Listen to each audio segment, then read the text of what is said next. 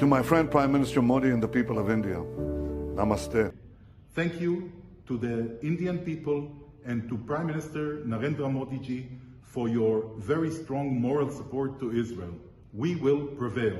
Thank you. Bharat हमेशा एक tight रोप पर चलता रहा है। मैं यहाँ पे बताना चाहूंगा 1950 में भारत ने इजराइल को एक्सेप्ट किया एज ए कंट्री, तस्लीम किया था। इंडियंस बिलीव कि अगर हम हमास को जितना ज्यादा क्रिटिसाइज करेंगे उतनी ज्यादा हमारी फेवर में चीजें चलेंगी। ये 50 साल के बाद इस किस्म का हमला हुआ है इजराइल में। 1973 में वो कह रही है आखिरी बार इस किस्म की कोई जंग हुई थी। इंडिया जो है फॉर एग्जांपल इंटरनेशनल कम्युनिटी के साथ मिलके हमास को इसलिए क्रिटिसाइज कर रहा है क्योंकि उसको पता है कि the more we will do it the better it is. हमारा जो कश्मीर का केस है वो ज्यादा मजबूत होगा। इजरायली सोल्जर फीमेल थी, उनको मार कर और उसके बाद उसकी डेड बॉडी को लेकर, उसकी डेड बॉडी को नेकेट करके और उसकी डेड बॉडी को लेकर जिस तरीके से पूरे इलाके में घूमा जा रहा है, फिरा जा रहा है। लोगों के कहने से क्या फर्क पड़ता है? पाकिस्तान एज ए कंट्री कहाँ खड़ा होगा? मैं ये भी बताना चाहूंगा पाकिस्तान वहीं खड़ा होगा जहां उनको पैसे देने वाले खड़े हो। वो कौन है? वो सऊदी अरेबिया या यूएई है। अमेरिका के प्रेसिडेंट मिस्टर जो बाइडेन की तरफ से इजराइल के हक में एक बड़ी स्टेटमेंट आई है जिसमें उन्होंने इजराइल से ये कहा है कि आपको क्या चाहिए, आपको जो चाहिए हम आपको देंगे। पाकिस्तानी मीडिया जो है और पाकिस्तान के लोग जो है वो मुसलसल शाबाशी दे रहे हैं हमास के लोगों को। ये जो ऑपरेशन हमास ने किया है ये बहुत ही वेल प्लान था और शायद इसकी हमायत जो थी वो उनको ईरान और हिजबुल्लाह की हमायत भी हासिल थी। फलस्तीनियों का जब उनकी प्रॉपर्टीज डैमेज होंगी, जब उनके लोग मरेंगे तो फिर वो क्या कहेंगे?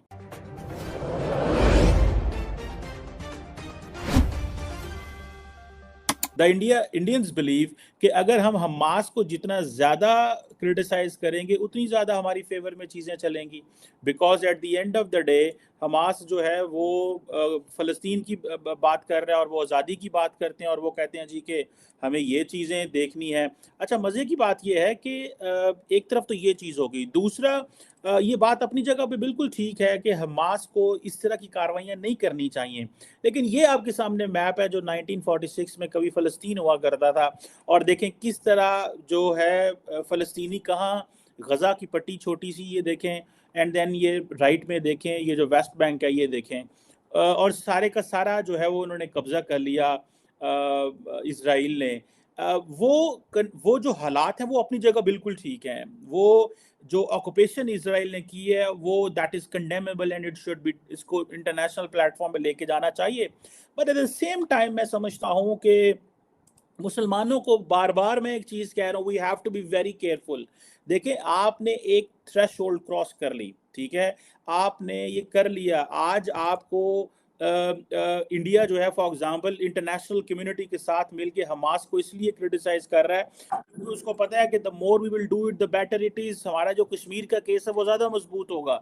सो they are fighting there Kashmir case in fact in terms of when it is an Arab Israel Palestine के मसले में वो कश्मीर का केस लड़ रहे हैं।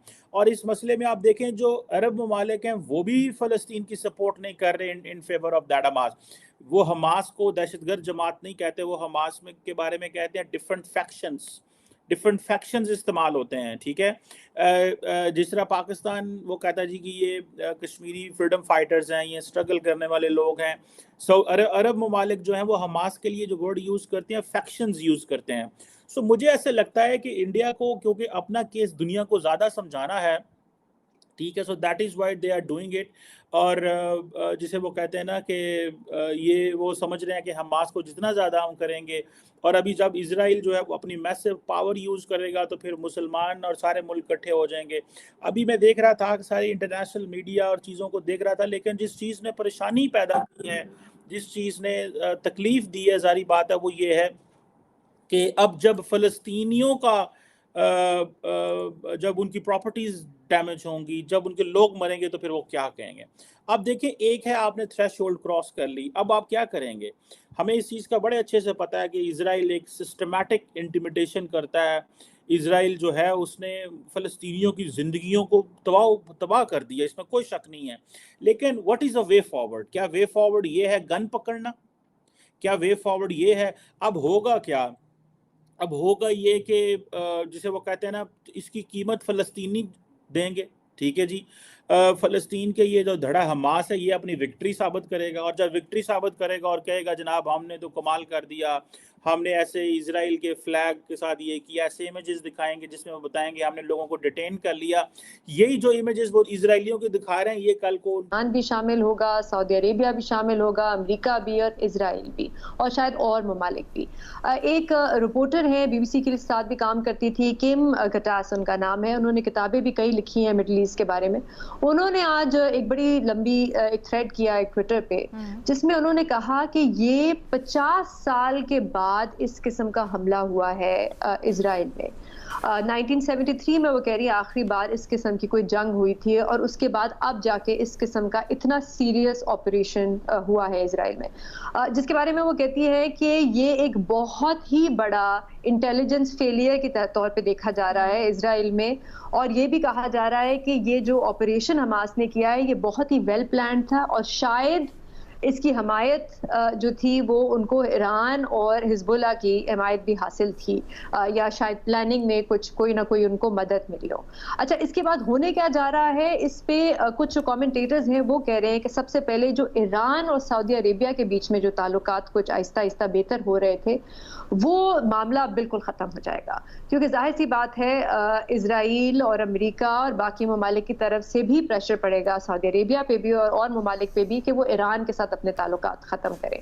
दूसरी चीज़ जो सबसे ख़तरनाक है और जिसके बारे में बहुत से कमेंटेटर्स ने आज और एक्सपर्ट्स ने इस पर लिखा है वो ये कि जो अब इजराइल की तरफ से रद्द अमल आएगा और जो रिएक्शन आएगा वो बहुत ही खतरनाक होगा, क्योंकि हमने माजी में भी देखा है कि जब इजराइल में एक भी कत्ल होता है या जान जाती है तो वो जाके एयर स्ट्राइक्स करते हैं गाजा पे, और वहां पे तकरीबन कोई 100 फलस्तीनियों को कत्ल कर देते हैं।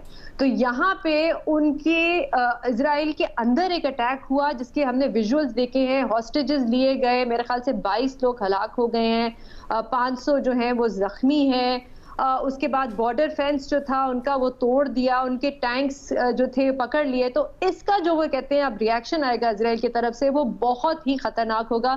बल्कि आज मैं गार्डियन का आर्टिकल पढ़ी थी, उसमें लिखा हुआ था, क्योंकि इस वक्त जो नेतन्याहू हैं जो वजीर आजम हैं इजराइल के, उनकी एक बड़ी राइट विंग गवर्नमेंट है।